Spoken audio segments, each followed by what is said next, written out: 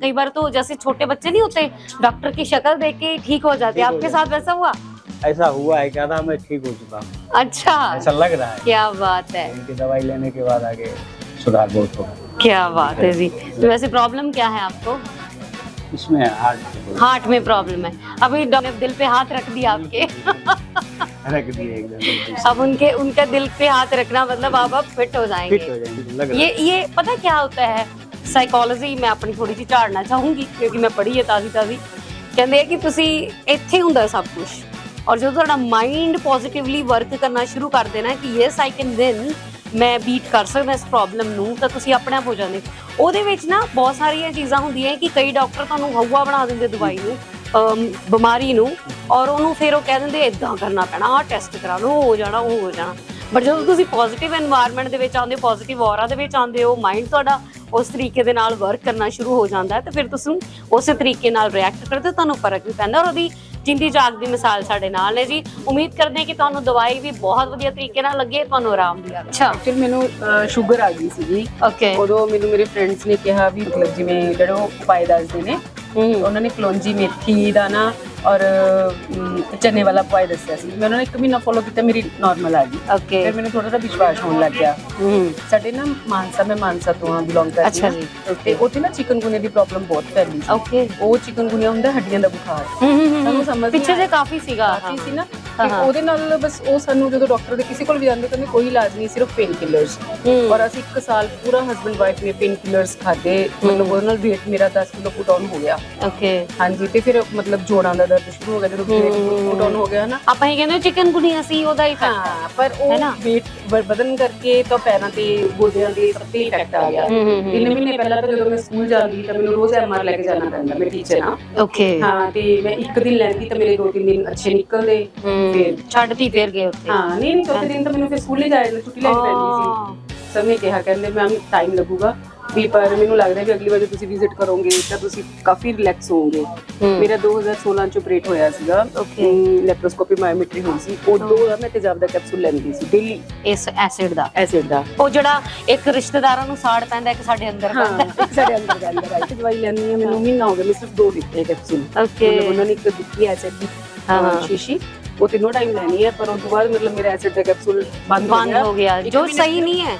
ਜੋ ਆਮ ਤੌਰ ਤੇ ਹੱਡੀਆਂ ਨੂੰ ਵੀਕਨੈਸ ਆਉਂਦੀ ਹੈ ਤੇਜ਼ਾਬ ਨਾਲ, ਤੇ ਉਹਦੇ ਨਾਲ ਫਿਰ ਮੈंने ਪੂਰੇ ਮੰਥ 2 ਹੀ ਲਿੱਤੇ ਹੈ। ਉਹ ਜਦੋਂ ਜ਼ਿਆਦਾ ਥੋੜਾ ਜਿਹਾ ਟਾਈਟ ਹੋ ਜਾਂਦਾ ਹੈ ਨਾ, ਕਿਤੇ ਬਾਹਰ ਦਾ ਖਾਦਾ ਜਾਂਦਾ ਹੈ, ਕਿਤੇ ਨਾ ਜਾਣਾ ਪੈਂਦਾ। ਸਕੂਲ ਚ ਪਾਰਟੀ ਹੋ ਜਾਂਦੀ ਹੈ ਕਿਸੇ ਵੇਲੇ। ਨਹੀਂ ਪਾਰਟੀ, ਐਕਚੁਅਲੀ ਮੇਰੀ ਬੇਟੀ ਬੰਗਲੌਰ ਹੈ ਤੇ ਮੈਂ ਉੱਥੇ ਗਈ, ਫਿਰ ਉੱਥੇ ਸਾਰੇ ਬਾਹਰਲਾ ਹੋ ਗਿਆ ਨਾ।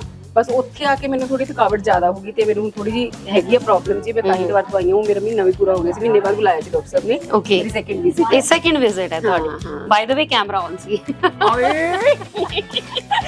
ਨਾਰਮਲੀ ਗੱਲ ਕੀਤੀ ਸੀ, ਮੈਨੂੰ ਐਸੀ ਹਲੇ ਤੁਸੀਂ ਕੁਝ ਕੀਤਾ ਨਹੀਂਗਾ। ਨਹੀਂ, ਨਾਰਮਲੀ ਆਪਾਂ ਪ੍ਰੈਂਕ ਕਰਦੇ ਆ, ਬਟ ਇੱਕ ਪੋਜ਼ਿਟਿਵ ਪ੍ਰੈਂਕ ਸੀਗਾ ਤੁਹਾਡੇ ਲਈ। ਔਰ ਕਿਉਂਕਿ ਅਸੀਂ ਚਾਹੁੰਦੇ ਆ ਕਿ ਜੋ ਵੀ ਹੋਵੇ ਰॉ ਹੋਵੇ ਔਰ ਕੈਂਡਿਡ ਹੋਵੇ, ਕਿਉਂਕਿ it should be like that. ਕਿਉਂਕਿ ਜਿਹੜੇ ਵੀ ਲੋਕ ਬੈਠਦੇ ਨੇ ਨਾ, ਸੁਣਦੇ ਨੇ, ਤੇ ਚੈਨਲ ਵਾਲੇ ਆ ਪੈਸੇ ਲਏ ਹੋਣ, ਇਹ ਚੀਜ਼ਾਂ ਲੋਕੀ ਕਹਿੰਦੇ ਨੇ, ਇਹ ਨੋਰਮਲ ਗੱਲ ਹੈ, ਅਸੀਂ ਵੀ ਦੇਖੀ।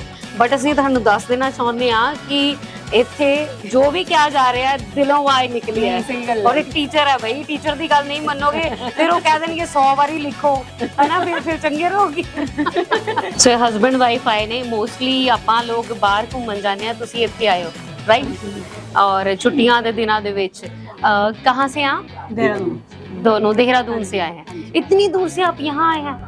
हम तो सब पे चंडीगढ़ भी जाते हैं। अच्छा, चंडीगढ़ भी जाते हैं, क्या बात है। तो अभी प्रॉब्लम आपको है या मैम? आपकी प्रॉब्लम के लिए सर आपको लेके आए। तो मैम प्रॉब्लम क्या थी आपकी? जॉइंट पेन वगैरह, अर्थराइटिस था मुझे, तो उससे मच बेटर है अब काफी फर्क है आपको वैद्य साहब से मिलकर, गोयल साहब की दवाई से जी। आफ्टर 1 मंथ बुलाया था उन्होंने मुझे। हाँ, तो वही अभी अब प्रोग्रेस रिपोर्ट उनको दिखाने आई है, और आगे कुछ अगर फर्दर कोई चीज है। ये आर्थराइटिस, ओके, मेडिसिन भी चाहिए, ठीक है। तो यही था कि जब उन्होंने बुलाया है 1 महीने बाद, तो क्यों ना दोबारा से जाया, है ना। तो चंडीगढ़ आप पहले गए हैं इससे पहले? चंडीगढ़, ओके। चंडीगढ़ में पहले भी जा चुकी हूँ अपने से पहले। मेरा बेटा ऑटिस्टिक है, ओके, तो उसका भी ट्रीटमेंट डॉक्टर साहब से कराया, उससे भी बहुत ज़्यादा फर्क है। क्या बात है। तो ऑटिज्म का जो है वो भी फर्क जो है यहाँ पे गोयल साहब के यहाँ से आपको, अगर आपके बच्चों को, क्योंकि अगर हम फॉरेन कंट्रीज की बात करें, स्पेशली यूएस, तो स्पेशल चाइल्ड बहुत है वहाँ पे। वहाँ पे जो मेडिसिन खाई जाती हैं, या वहाँ पे जो पानी में कहते हैं कुछ ऐसी चीज़ें हैं, या व्हाटएवर एनवायरनमेंट, बहुत सारी ऐसी चीज़ें हैं, बहुत सारे फैक्टर्स हैं जिनसे मिलकर एक प्रेग्नेंट लेडी से उसका बच्चा जो है उसको ऑटिज्म स्पेक्ट्रम डिसऑर्डर हो जाता है, जिसकी वाइड रेंजेस है, और ये क्योरेबल है, उसमें काफ़ी फ़र्क पड़ जाता है विद टाइम। ये नहीं कि बिल्कुल ही आप इसको कह दो कि ये बच्चा बिल्कुल ऐसा ही है या हमेशा ऐसा रहेगा। आपके बच्चे को कितनी देर होगी इसकी दवाई लेते हुए? तो 2 महीने हुए और 5 to 10% बहुत ज़्यादा फर्क है। सिर्फ 2 महीने में 10% तक फर्क है। तो यू आर पॉजिटिव ना? पॉजिटिव पूरा भरोसा? तभी तो आ रहे हैं। तभी आ, बिल्कुल सही, पॉजिटिव हैं तभी तो आ रहे हैं। और मैम को भी लगा कि मुझे भी अपनी साथ ही ट्रीटमेंट इनको 1 शुरू। महीने का फर्क आया। ये भी तो लोग कहते हैं कि इनकी दवाई बड़ी महंगी है।